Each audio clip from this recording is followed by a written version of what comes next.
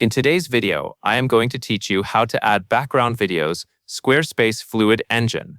To get started, open your Squarespace website and navigate to the page where you want to add the background video. Once you are on the correct page, go to the top left corner and click Edit.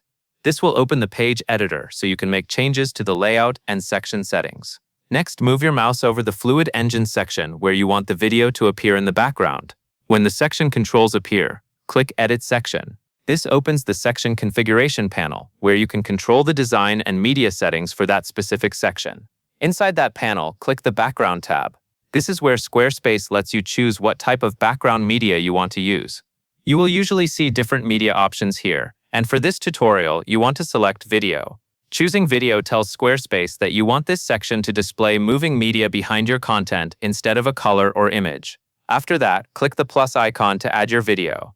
Squarespace will then give you a few different ways to bring in the video, so choose the method that works best for you. You can add the video from a link, upload a file directly, or select something from your existing media library if it is already available there.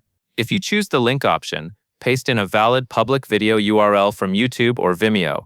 Make sure the link is public and working properly, because Squarespace needs to be able to access it in order to display the video as a background. If you prefer, you can upload a file instead, which is useful if you already have the video saved on your computer. And if the video is already in your library, simply select it from there to save time. Once your video has been added, review the section to make sure everything looks right. Check that the video is appearing in the correct section and that it fits the overall design of the page well. When you are happy with the result, click Save or Exit. This will apply the change and publish it live on your site. That covers everything you need to know.